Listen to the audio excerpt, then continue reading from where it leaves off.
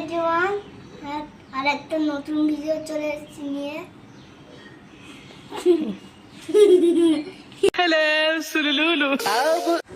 Hello everyone, চলে এসেছি নতুন আরও একটা ভিডিও নিয়ে।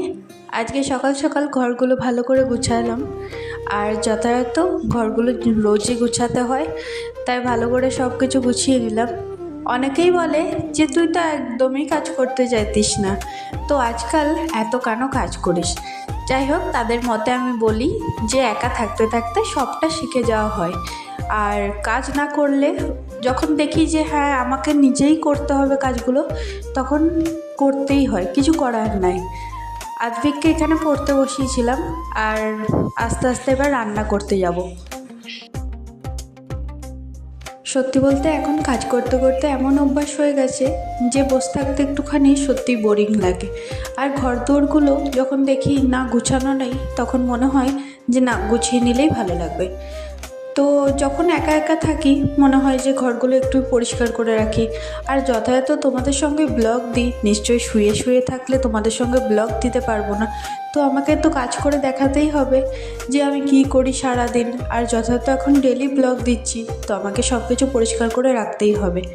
এই দেখো গাছগুলো কতটা বড় হয়ে গেছে, এবার কি মনে হয় একটু টবে লাগাতে পারি, তাই জন্য ভাবলাম একটা টব নিয়ে আসবো, এবার আস্তে করে টবে বসিয়ে দেবো।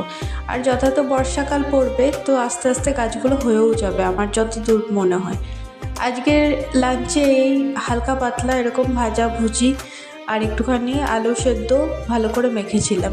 বিকালবেলায় আদ্ভিককে এখানে একটুখানি ম্যাগি করে দিয়েছিলাম।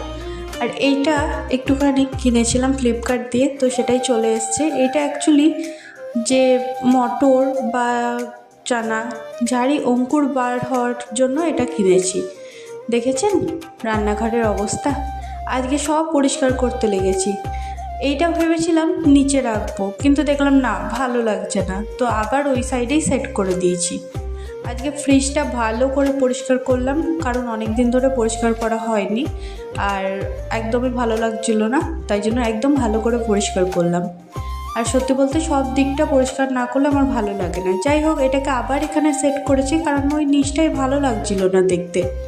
একটুখানি বসলাম, তারপর দেখছি চিকেন এনেছে, কিন্তু আমি আর পারছিলাম না সত্যি বলতে, তো বললো যে আমিই বানাবো, তো ওকে দিলাম চিকেন বানাতে।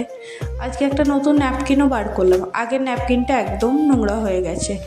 যাই হোক, ও যখনই চিকেন বানায় একদম কষা কষা বানাবে, তাই জন্য ও বললো যে আমি নিজের মতো করে বানিয়ে নেবো।